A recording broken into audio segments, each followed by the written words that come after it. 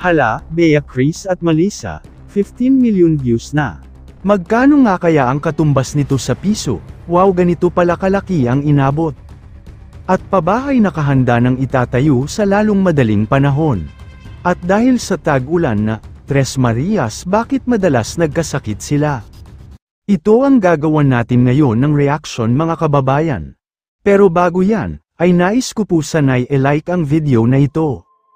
At pakiusap lang po na sanay panoorin nyo muna ang kabuuan ng video na ito. At para inyong malalaman ang nilalaman nito hanggang sa dulo. At please suportahan po natin ang channel ni Kuya Val Santos Matubang, Ate Edna Vlogs, at Kalingap Rob. Maraming salamat po. Hala, Bea Chris at Melissa, 15 million views na. Magkano nga kaya ang katumbas nito sa piso? Wow, ganito pala kalaki ang inabot. At pabahay nakahanda ng itatayo sa lalong madaling panahon. At dahil sa tag-ulan na Tres Marias, bakit madalas nagkasakit sila? Kaya naman pala at ito ang ginagawa nila. Grabe, nakakaiyak naman ito. Dahil sa sobrang sipag nila, ay halos linggo-linggo na silang nagkakasakit. Grabe, ganito pala sila sa bundok na tinitirhan nila. Wow, kuha ito sa camera. At sa likod nito na taliwas sa kaalaman ng iba ay kabaliktaran pala. Ang pagkamahiyain nila ay dala lang sa meron sa paligid nila. Mga hinala ay hindi pala talaga totoo na napapatunayan nila ito.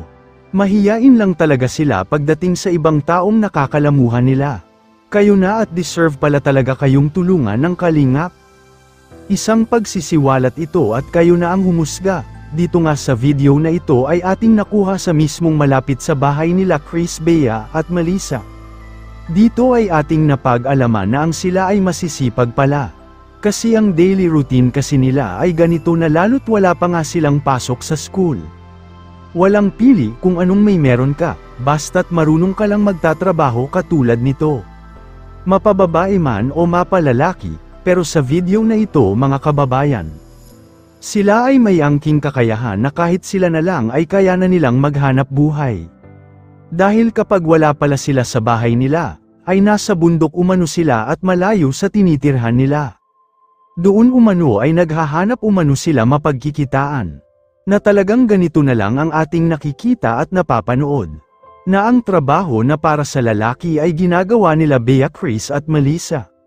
Dahil ito lang kasi ang madalas na pinagkikitaan nila habang sila ay nasa bukid pa.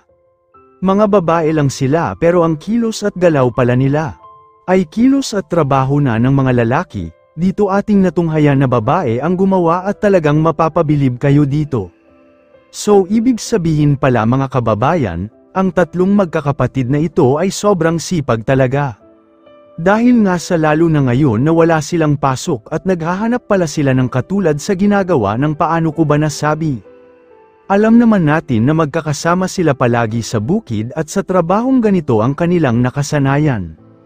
Kaya siguro tumatak sa isipan nila at marami ang nanghuhusga at nanglalait dahil sa klase ng trabaho na meron sila sa bukid.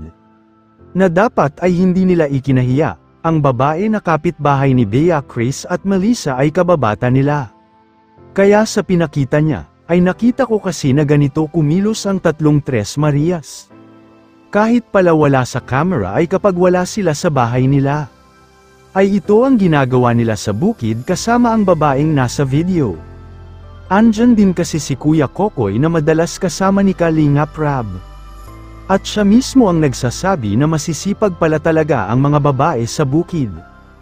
Kabilang na nga dito sila Bea, Chris at Melissa, sabi pa nga niya. Ang trabaho nila Bea, ay hindi daw niya naranasan. Napahanga na lang talaga siya dahil ang ginagawa nila ay hindi niya ito kinakaya. Kaya naman sa mga ginagawa nila ay nagbunga at nagkaroon ng magandang epekto. Ang pagtatrabaho na dahil ang lahat ng ito ay may kapalit at resulta. Sa sobrang sipag nila ay umaabot na sila ng ganito ng edad at nakaraos sila sa pang-araw-araw na kahirapan. Dito nga mga kalingap, ay magiging inspirasyon sana ito ng iba na katulad sa Tres Marias na ito. Ay magsilbi sana nilang guide o halimbawa na may pag-asa habang tayo ay nabubuhay. Mga kababayan, sana ay suportahan po natin talaga ang tatlong Tres Marias na ito. Dahil sobra ang sipag nila pagdating at sa usaping trabaho sa bukid. Kaya naman sana po ay atin pong ipapamalas at sa panunood sa channel ni Kalinga Prab ay atin silang patuloy na masuportahan. Balik tayo sa sinasabi ko na 15 million views na ang kabuuhang views ng Tres Marias. Yes mga kababayan, totoo po na ganyan na po ang inabot na views ng Tres Marias sa channel ni Kuya Rab. Kaya siguradong mas bongga at malaki pa ang magiging pabahay nila. At kahit sasabihin natin na isama pa ang mga gamit nito, ay kaya na ni Kuya Rab, dahil viral kasi talaga sila. Kaya naman deserve lang po na magkakaroon na sila ngayon ng bagong itatayong pabahay. Kaya aabangan mo natin ito mga kababayan, mamadaliin na kasi ito dahil malapit na ang tag-ulan. Madami na kasing butad ang bubong sa luma nilang bahay. At kung ating pansinin ay madalas na silang nagkasakit sa ngayon. Kayong mga kalingap, sana ay magbigay kayo ng inyong komento, reaction at opinion patungkol dito, para ating malaman ang inyong damdamin at saloobin, at para may parating natin sa Kalingap Team, at mabigyan agad ito ng kasagutan.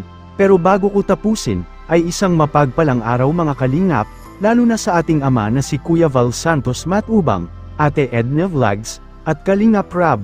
Please support din po natin ang aking YouTube channel, ang Kabalbas TV. Maraming salamat po.